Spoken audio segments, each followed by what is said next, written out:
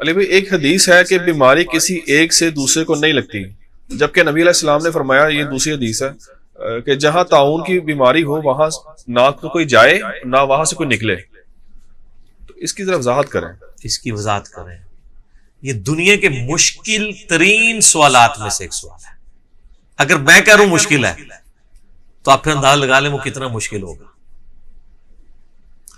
اس کے اوپر غیر مسلموں کے بھی اعتراضات ہیں، اس حدیث کے اوپر منکرین حدیث کے بھی اعتراضات ہیں کہ نبی صلی اللہ علیہ وآلہ وسلم نے فرمایا کہ کوئی مرض متعدی نہیں ہوتا. یہ بخاری اور مسلم دونوں میں حدیث ہے.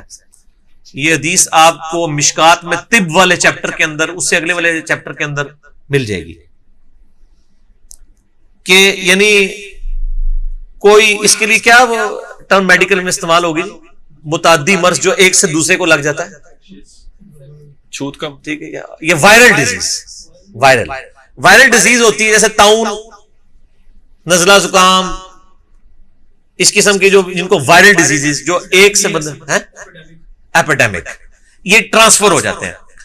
تو وہ منکرین حدیث اور کافر بھی یہ کہتے ہیں کہ جی دیکھیں کہ نبی علیہ السلام نے جب فرمایا ہے کہ جی کوئی مرض جو ہے متعدی نہیں ہوتا، ایک سے دوسرے کو نہیں لگتا، جبکہ آج سائنٹیفکلی پروف ہو چکا ہے کہ مرض ایک دوسرے کو لگ جاتا ہے. کیوں جی؟ تو پھر ان حدیثوں کا آپ کیا کریں گے؟ اور پھر دوسری طرف وہ کہتے ہیں حدیث میں یہ ہے کہ جہاں پہ بخاری مسلم دونوں میں آتا ہے جہاں پہ طاعون کا مرض پھیلا ہو وہاں جو لوگ اس مرض میں مبتلا ہیں وہ وہاں سے باہر نہ نکلیں، اور جو باہر والے ہیں وہ اس علاقے میں نہ جائیں. اور سر ایک اور حدیث بھی ہے بخاری مسلم کی کہ جو بیمار اونٹ ہے نا اس کو صحت مند اونٹوں کے ساتھ شامل نہ کرو.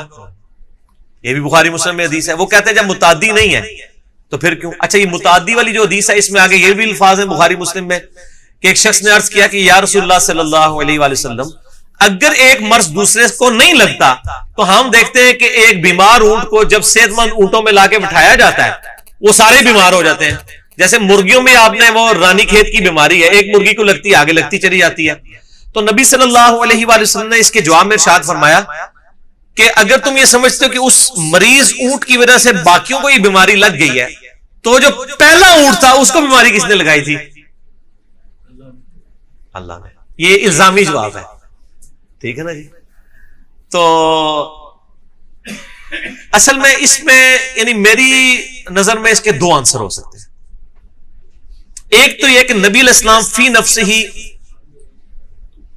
رضا بالقدر کے اوپر ایمفسائز کر رہے تھے کہ آپ کا ایمان تقدیر پہ ہونا چاہیے. یہ ضروری نہیں ہے کہ جہاں پہ وبائی مرض پھیلا ہے ضروری آپ کو مرض لگ جائے گا.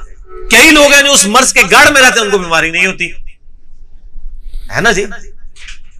آپ دیکھ لیں نا شام کے اندر جب طاعون کا مرض پھیلا حضرت معاذ بن جبل فوت ہوئے، ان کی جگہ یزید بن ابی سفیان بن گئے گورنر، ان کو بھی مرض لگ گیا. پہلے ابو عبیدہ ابن جرح فوت ہوئے طاعون کے مرض میں، ان کی جگہ وہ بن گئے معاذ ابن جبل، ان کی جگہ پھر وہ بھی طاعون کے مرض میں فوت ہوئے، ان کی جگہ یزید بن ابی سفیان بن گئے، وہ بھی طاعون میں مر گئے.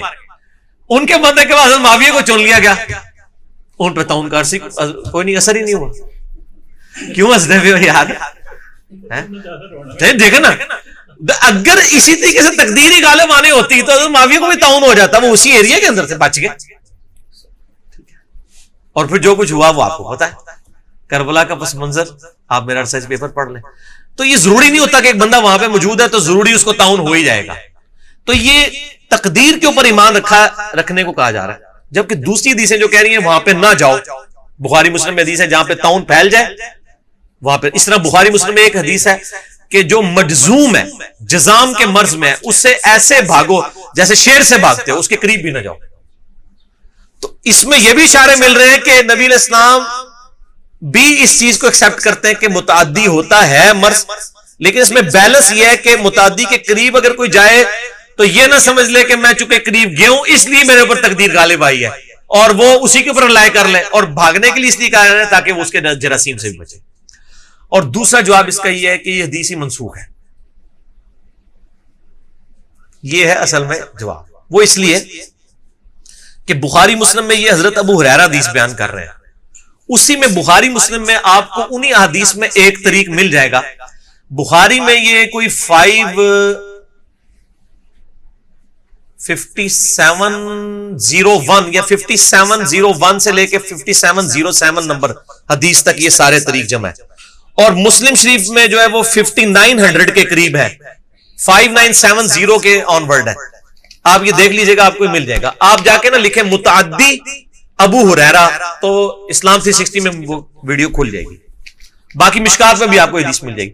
اس میں ایک حدیث ہے کہ ابو سلمہ تابعی کہتا ہے کہ میں نے حضرت ابو ہریرہ سے جب یہ حدیث سنی نا کہ کسی صحت مند بیمار اونٹ کو صحت مند اونٹ میں نہ بیٹھنے دو, تو میں نے کہا کہ حضرت ابو ہریرہ سے کہ آپ تو میں یہ حدیث سناتے تھے کہ کوئی مرض متعدی نہیں ہوتا. یہ بخاری مسلم دونوں میں. اور آج آپ کہہ رہے ہیں کہ نبی علیہ السلام نے فرمایا کہ جو مریض اونٹ ہے اس کو کسی صحت مند اونٹ کے پاس بیٹھے, تو حضرت ابو ہریرہ نے اپنی حدیث کا انکار کر دیا. اور ابو سلمہ تابعی کہتے ہیں میں نے ابو ہریرہ کو پوری زندگی کو حدیث بیان کر کے بھولتے ہوئے نہیں دیکھا, لیکن اس حدیث میں بھول کے انہوں نے انکار ہی کر دیا کہ میں نے کبھی کوئی حدیث بیان کی تھی کہ کوئی مرض جو ہے وہ وائرل نہیں ہوتا. وہ اپنی حدیث سے پیچھے ہٹ گئے. حالانکہ یہ حدیث حضرت ابو ہریرہ سے بھی ہے, عبداللہ بن عمر سے بھی, باقی صحابہ سے بھی ہے. واقعی حضرت ابو ہریرہ اپنی بیان کردہ حدیث بھول گئے, اور تابعی کہتے ہیں ہمیں تو یاد تھا کہ انہوں نے یہ حدیث بیان کی ہوئی ہے. اچھا, اس کی شرح میں بعض لوگوں نے کہا کہ حضرت ابو ہریرہ بھول گئے تھے, اور بعض لوگوں نے کہا کہ حضرت ابو ہریرہ بھولے نہیں تھے. بیسیکلی وہ اس حدیث کا انکار کرتے تھے اور اس کو منسوخ تصور کرتے تھے. اس لیے انہوں نے کہا کہ اس حدیث کا تو ذکر ہی نہ میرے سامنے کرو گے, کوئی مرض متعدی نہیں ہوتا. جب میں یہ حدیث بیان کر رہا ہوں کہ ایک بیمار اونٹ کو جب آپ صحت مند اونٹ پہ نبی علیہ السلام نے لانے سے منع کیا, اٹ مینز کہ وہ حدیث منسوخ تصور کی جائے گی. اور پھر بخاری مسلم میں حدیث ہے وہ تعبیر نحل والی, کہ وہ جو گرافٹنگ کرتے تھے, پیوندکاری. نبی علیہ السلام ایک جگہ سے گزرے, پیوندکاری کر رہے تھے, تو پوچھا یہ کیوں کرتے ہیں؟ ان کا اس سے ذرا کھجور کی یعنی افسائش زیادہ ہوتی ہے, زیادہ پھل ملتا ہے. آپ نے فرمایا اگر نہ کرو تو کیا ہے؟ انہوں نے کرنا چھوڑ دی. اسی سال وہ کم پڑ گئی ان کی فصل. نبی علیہ السلام کے پاس شکایت آئی کہ آپ نے منع. آپ فرمایا کہ میں نے منع تو نہیں, میں نے تو جسٹ ایک مشورہ دیا تھا. انتم اعلم بامر دنیا کو, تم دنیا کے کاموں کو مجھ سے بہتر سمجھتے ہو. میں اگر کوئی بات اللہ کے ریفرنس سے کروں, اس میں الفاظ ہیں, میں نے مسئلہ 39 اس کے اوپر ریکارڈ کرایا ہے, علم سائنس اور علم وحی کی اہمیت اور ان کا دائرہ کار. یار یہ نبی علیہ السلام کا ہی جگر ہے.